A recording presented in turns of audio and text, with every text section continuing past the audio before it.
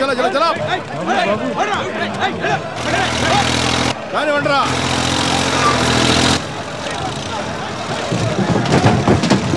ఆపండి రా నాన్న రా రా రా ఇదిగోండి మీరు అడిగిన 4 కోట్లు.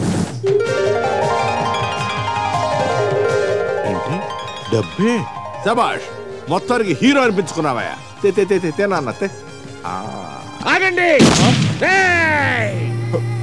అది దక్కాల్సింది నాకు దాన్ని మెక్కాల్సింది నేను మర్యాదగా దాన్ని చేయండి లేకపోతే ఒక్కోళ్ళకి ఒళ్ళు తూట్లు తూట్లు తూట్లు తూట్లు పడిపోతాయి అన్నా నన్ను క్షమించన్నా అన్నా నువ్వు ఎవరిని కాబట్టి వాళ్ళని కాల్చుకో అన్నా నన్ను మాత్రం వదిలే అన్నా అన్నా కక్కుర్తిపడి వాళ్ళతో చేతులు కలిపానన్నా నువ్వేనా మెగాస్టార్ అన్నా ఏడీడు ఓసారి వెనక్కి టర్నింగ్ ఇచ్చుకో నేను షెడ్యూల్ వేసుకున్నప్పటి నుంచి చేస్తున్నాను రా ఈ ట్రిక్ లో నా తోడంత లేవు మెడతనాయాల నాటకాల చూస్తా వేళ దొంగ నా దొంగ డబ్బులే ఇటువరా అన్నా బండభద్రన్న నువ్వు నమ్ముతావు నమ్మవు గాని ఒక సీనియర్ దొంగగా నీ మీద చాలా రెస్పెక్ట్ ఉందన్నా నీతో ర్యాగింగ్ కూడా చేయించుకోవాలి ఉంది ఏంట్రా సత్యం ముందు కామెడీయా తీసుకోన్నా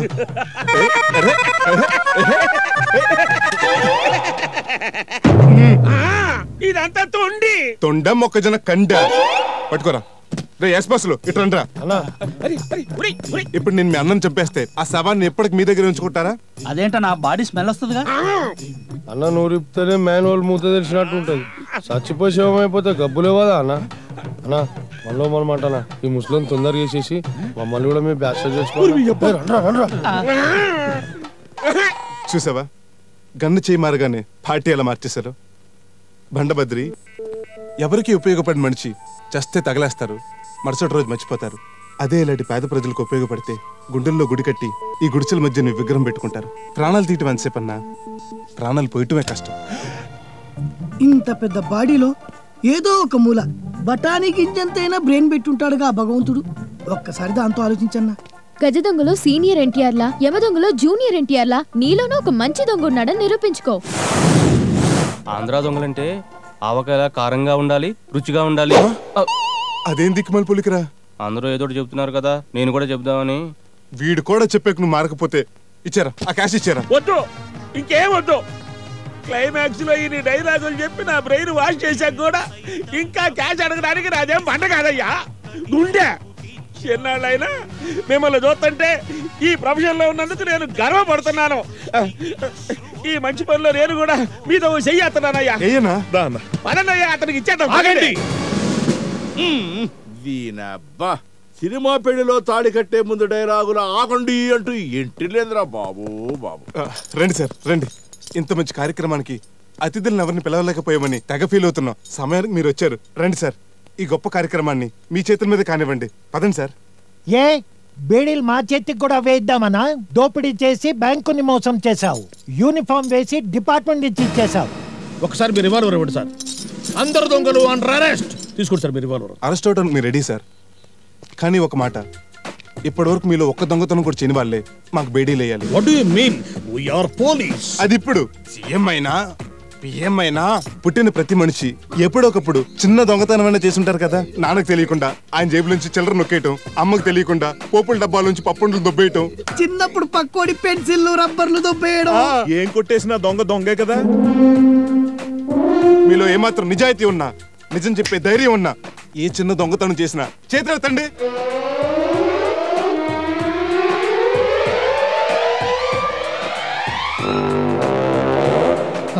మీరేం చేశారు సార్?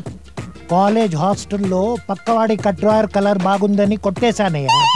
నిజాయితీ ఉంది కాబట్టి చేయెత్తాను. అంటే నాకేనా సార్ నిజాయితీ లేనిది? నువ్వేం చేసావు? మొన్న మా ఆవిడ స్నానం చేస్తుంటాను, ఆవిడ గిల్టు గాజులు నొక్కేశాను. అంటే మొన్న నాకు ఇచ్చిన గిల్టు గాజులు అన్నమాట. మీరు అలాగే చూసారా సార్, ఫ్లాష్ బ్యాక్ వెళ్తే అందరూ దొంగలే. ఎవరి స్వార్థం కోసం వాళ్ళు చేశారు, కానీ మేము మాత్రం వీళ్ళందరూ నీడ కోసం చేశాం.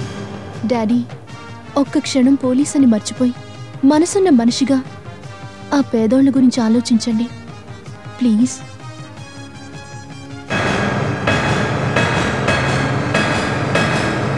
ఆలోచించి ఒక నిర్ణయానికి వచ్చాను. నా ఉద్యోగం పోయినా కాదు, మా ఉద్యోగాలు పోయినా పర్వాలేదు, ఈ మంచి పనిలో మా చేతులు కూడా వేస్తాం. మీకేం సార్ రిటైర్ కాబోతున్నారు, మమ్మల్ని ఎందుకు దాంట్లో కలుపుతారు? రావయ్యా సింహం. రావమ్మా సావిత్రి. పట్టండి. Come on. పదండి. ఆగండి. కొత్త పాత్ర అనుకుంటున్నారా? కాదు, నేనే. మీరు వీళ్ళందరి కోసం జైలుకు వెళ్ళటానికి కూడా సిద్ధపడిపోయి మీరు ఆడియన్స్ దగ్గర మార్కులు కొట్టేశారు. పిల్ల ఏనుక్కి ప్యాంటు షర్టు వేసినట్టుండే ఇతను కూడా కన్నీళ్లు కార్చి మార్కులు కొట్టేశాడు. ఈ పిల్లిగడ్డ పైన బ్యాచ్ కూడా మీతో చేతులు కలిపి మార్కులు కొట్టేశారు. అంటే నేనే నా వెధమని? నో, నేను ఒక నిర్ణయానికి వచ్చాను. ఈ స్థలాన్ని మీకు నేను అమ్మడం లేదు, ఫ్రీగా ఇచ్చేస్తున్నాను.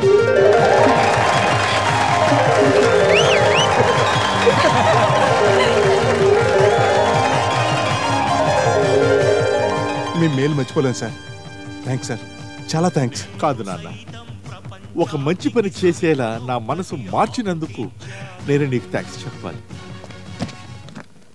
సార్, ఇక ఈ డబ్బుతో మాకు పని లేదు, బ్యాంక్ వాళ్ళకే తిరిగి ఇచ్చేసేయండి. ఇప్పుడు మేమంతా ఆనందంగా రెస్ట్ అవడానికి రెడీ. బాబ్జీ, ఏం పర్వాలేదమ్మా. ఇప్పుడు బ్లేడ్ బాబ్జీగా జైలుకి వెళ్ళినా రేపు జెంటిల్మెన్ బాబ్జీగా తిరిగి వస్తాడు. నా అల్లుడు బాబ్జీగా తిరిగి వస్తాడు. మళ్ళీ ఏమైంది?